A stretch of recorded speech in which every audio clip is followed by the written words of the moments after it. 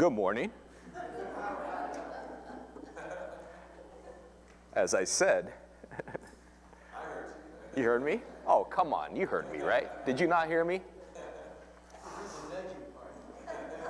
Yes. So, I was tempted and nudged to forget about Daniel for definitely next week, but this week as well. But I like challenges.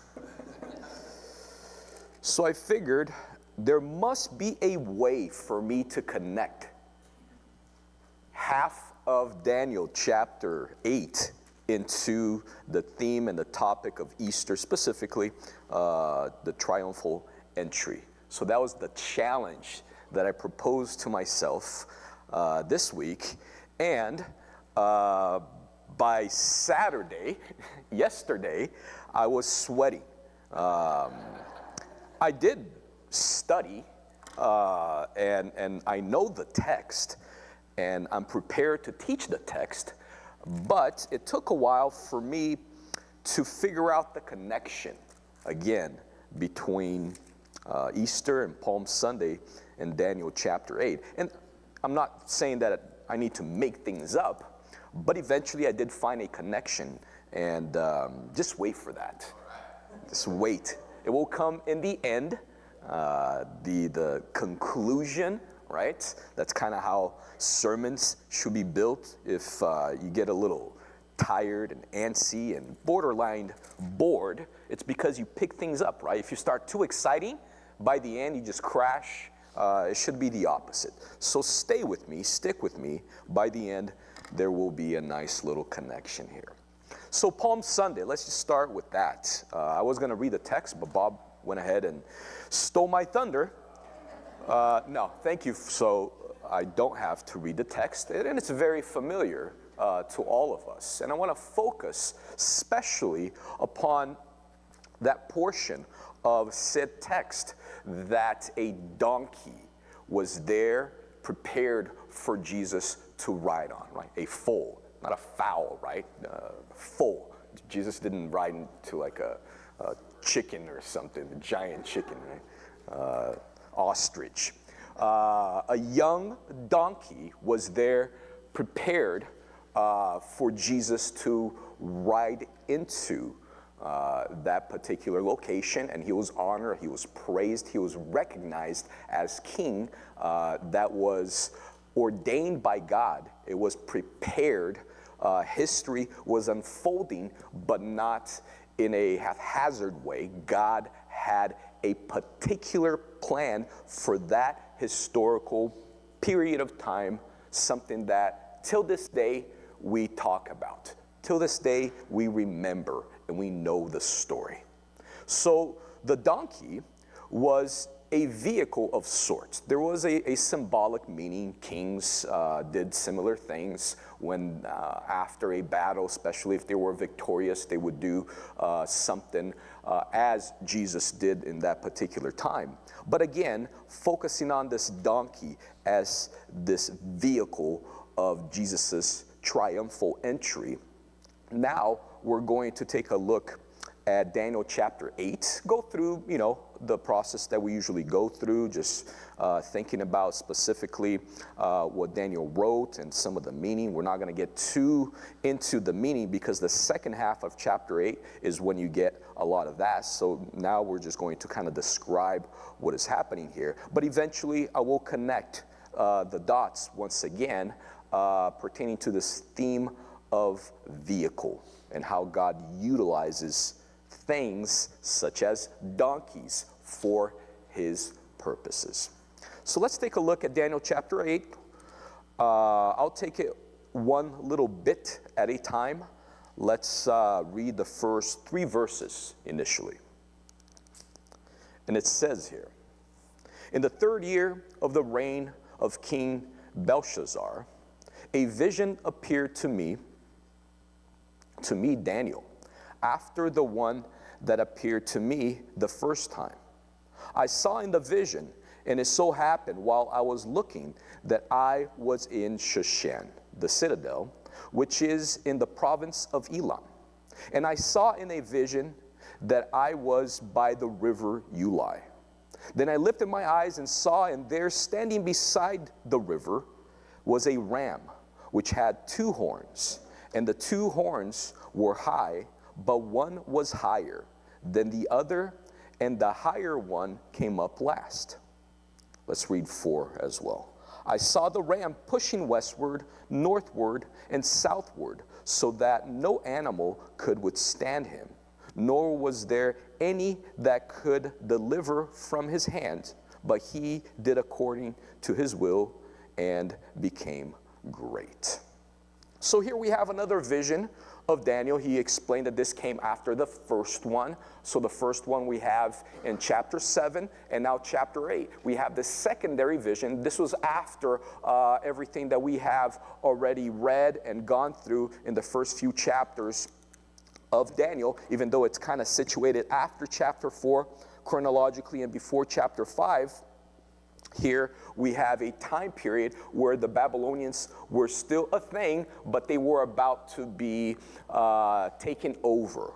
Another empire was going to be the main empire in that particular location of the world, or the known world, for lack of a better way to explain it. This vision now has animals, more typical animals. The other visions, as we have been accustomed to, the animals were kind of weird, kind of different. The descriptions were terrifying even. We saw that being a thing as well. But here they are, typical animals. We will see here that now in this particular vision, there are just 2 animals. But it follows the same trend where, those beasts of the previous chapters and these 2 animals of this current chapter, they mean empires. So Daniel is constantly being informed of these things that are yet to come, but basically, essentially, it's kind of the same message. Now, you may ask, I've asked this myself, again, as I've been going through the book of Daniel and studying, why is Daniel constantly having these visions basically about the same thing? About these empires, about the Babylonians, about the Persians, about the Greeks, about the Romans. It's one thing for you to have one vision and have that vision described and the meaning behind it.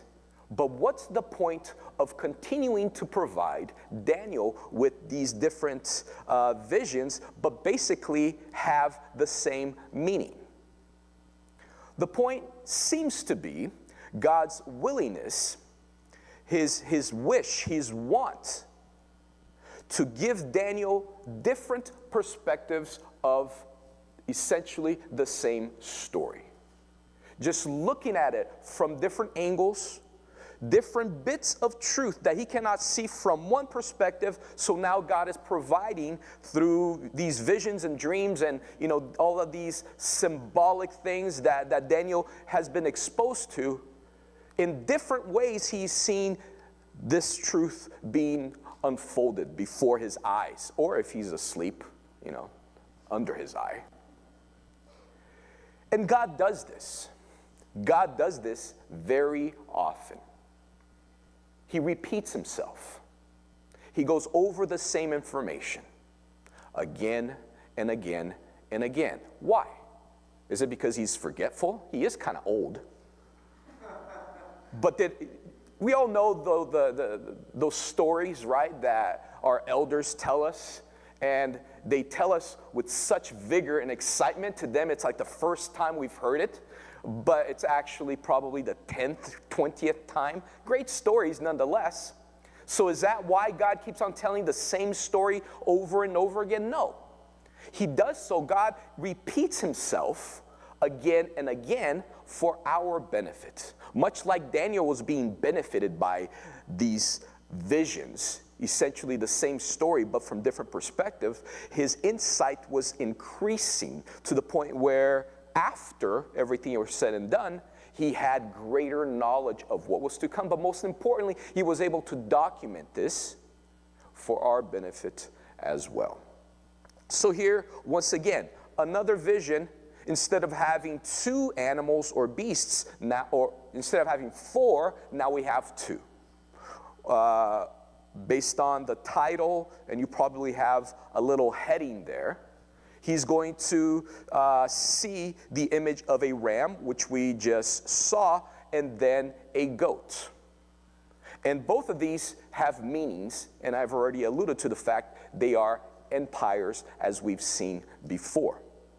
The Babylonians are still a thing, but now here comes another empire, which is this empire now that is being symbolically portrayed as a ram. These are the Persians, the Medes and the Persians. The insight that we have, the description of it here, it's of this ram that is being, going from north to south to west. So basically the expansion of this kingdom eventually that will take over the Babylonians. And it has 2 horns, and these were actually technically 2 peoples that kind of combined. It's the Medo-Persian Empire, but consisting of 2 distinct groups that came together and became one empire, which is why we have multiple horns, but one is a little bigger, likely the Persians, because they had a bit more information. But again, they are expanding. They are expanding throughout. Very likely these are battles that the description here are of other empires that they are trying to conquer. For example, the Egyptians and eventually the Greeks as well. They had great battles between them. So very likely this is the illustration that we have here. And now as we move forward, we are introduced to another animal. As I said, a goat. So if you've ever wondered who the goat is, the greatest of all time, today here the Bible is going to tell you exactly who the goat is. So let's read from verse 5 to verse 8. And as I was considering, suddenly a male goat came from the west, across the surface of the whole earth, without touching the ground, and the goat had a notable horn between his eyes. Then he came to the ram that had 2 horns, which I had seen standing beside the river, and ran at him with furious power. And I saw him confronting the ram. He was moved with rage against him, attacked the ram, and broke his 2 horns. There was no power in the ram to withstand him, but he cast him down to the ground and trampled him, and there was no one that could deliver the ram from his hand.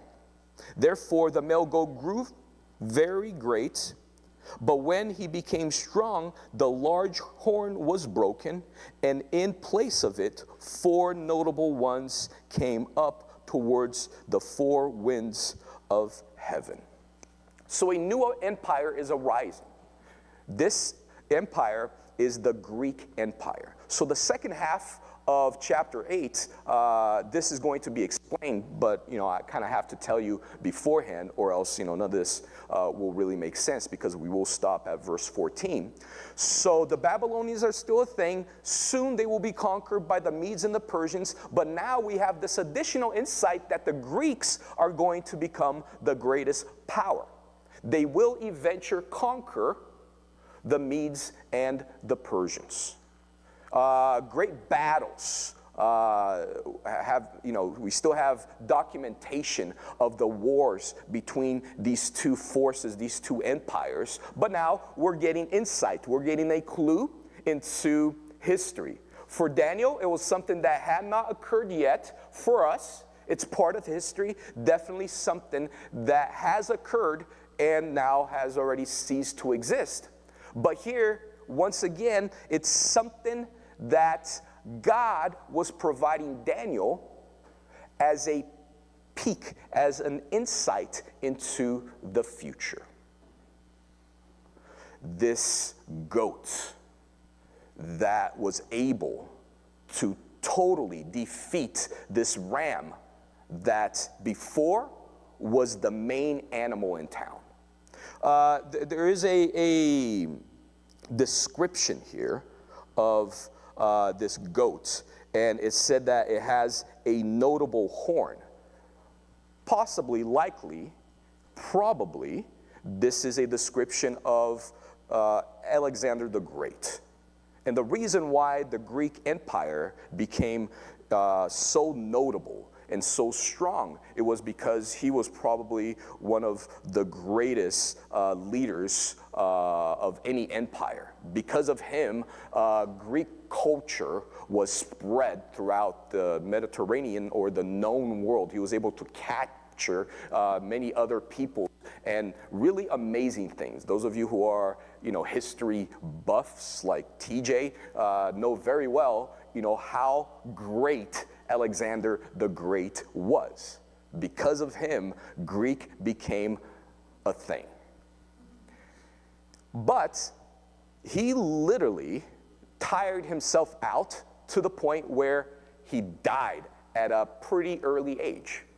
By the time he was in his early 30s, he perished, and there remained this vast empire, and some of his leaders, the ones that were, under him, took over this empire and split it into four.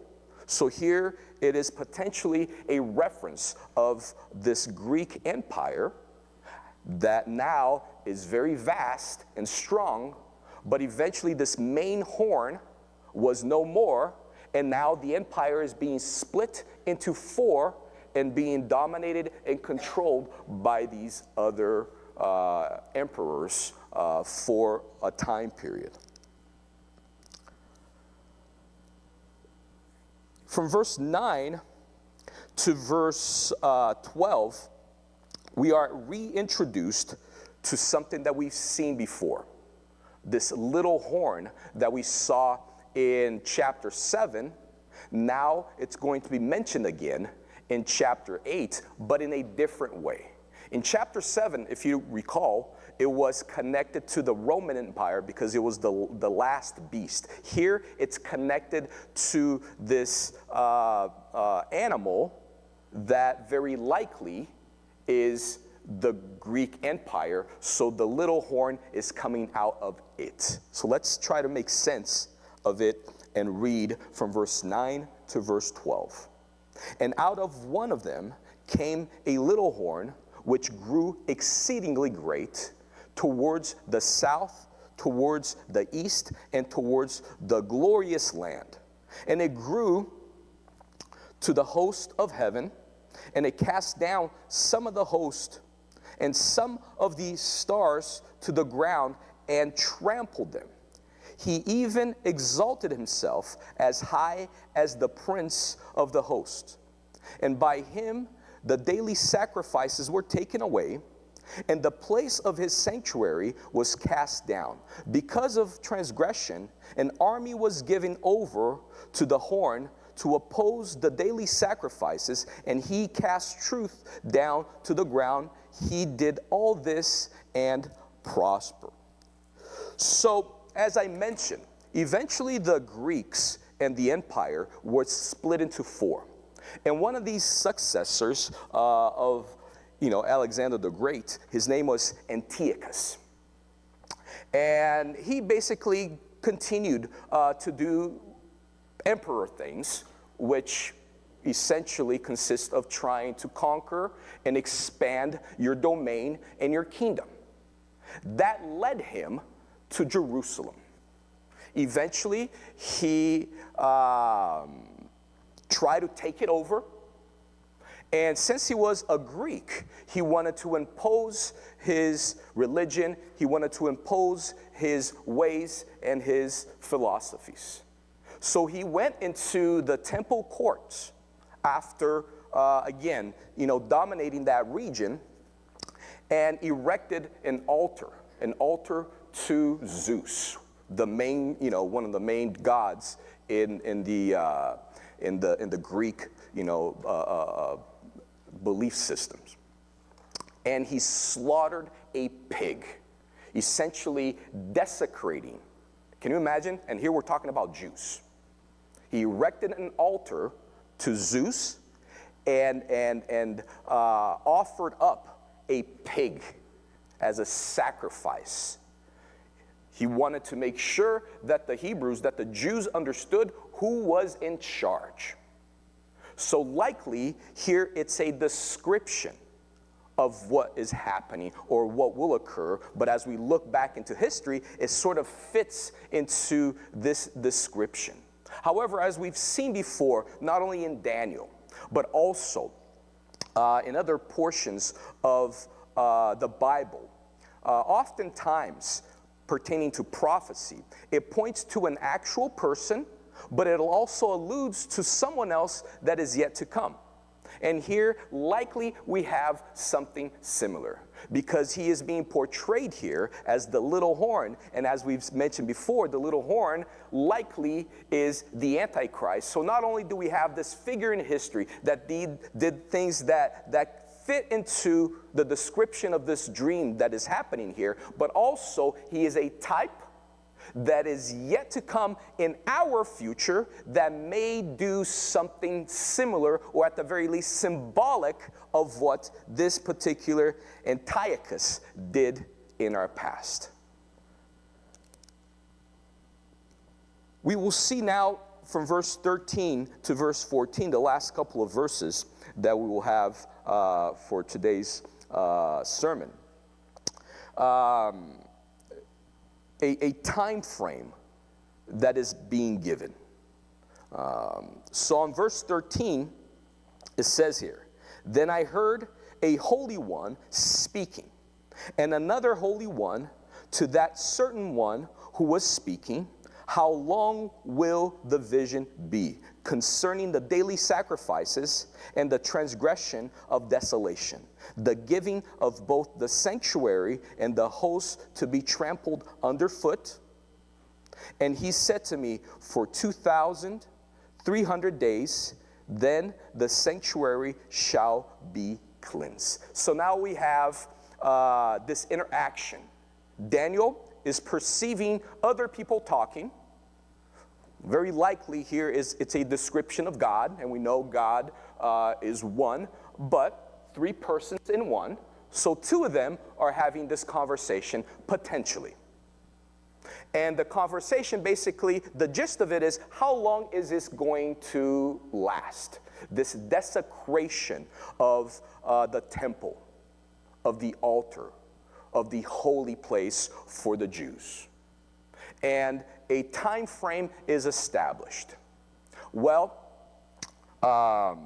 if you do, some quick math, this particular number here, it adds up to around 7 years, which potentially relates to this tribulation period that we see described as well in the book of Revelations, which is why the book of Daniel and the book of Revelations, usually they're paired together, because a lot of the same symbolic language is being made available, and they kind of connect with one another and sometimes even fill in some of the blanks. So potentially, this is alluding to something that is yet to come in our future, but also something that happened in our past, which is this desecration of the altar by this Antiochus that lasted a certain period of time, but then the Jews rebelled against him, and they cleansed the temple